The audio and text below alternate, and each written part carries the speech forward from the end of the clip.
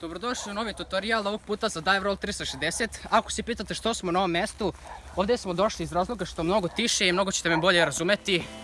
Idemo pravo na tutorial. Evo ovako, Dive Roll 360. Jedna jako važna stvar za njega je da se ne upuštate uopšte u njega pre nego što ne naučite jako dobro Dive Roll uopšte.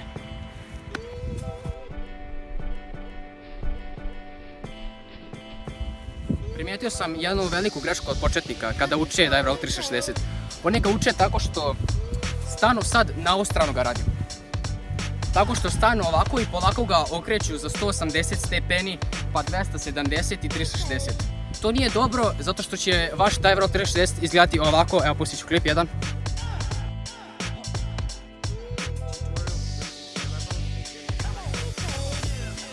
Zato vam predlažem da ga učite kao što sam ga ja učio. Okrećete svih 360 stepeni i padate pravo na stomak. I vremenom postepeno stavljate nogu. Sad ću vam pustiti jedan klip da vidite kako to izgleda.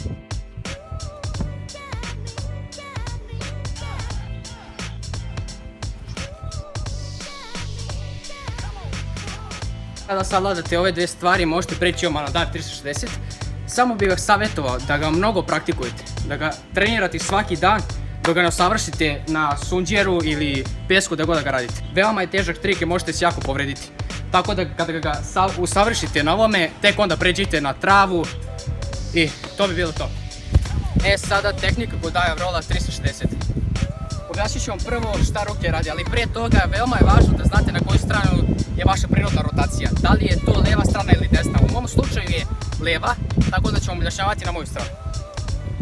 U mom slučaju leva ruka prati i okrećete se oko nje, oko te strane. Desna ruka radi ceo twist. Znači ovako bi izgledalo to. Idete pravo, ova ruka ostaje, ona prati i prva lenduje, a ova ruka twistuje.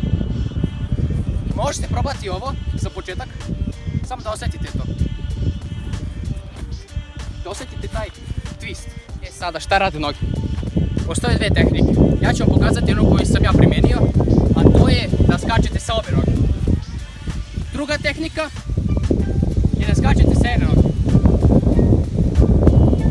Ja mislim da je mnogo pravilnije skakati sa obe noge, zato što kada skačete sa jedne, vi ste već okrenuti 90 stepeni.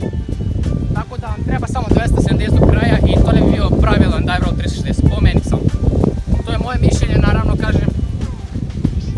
Sada, ja bih vam predložio da radite parkour Dive Roll, a ne gimnastički, iz razloga što se možete povrediti ako radite gimnastički na malo tvrđoj podlozi.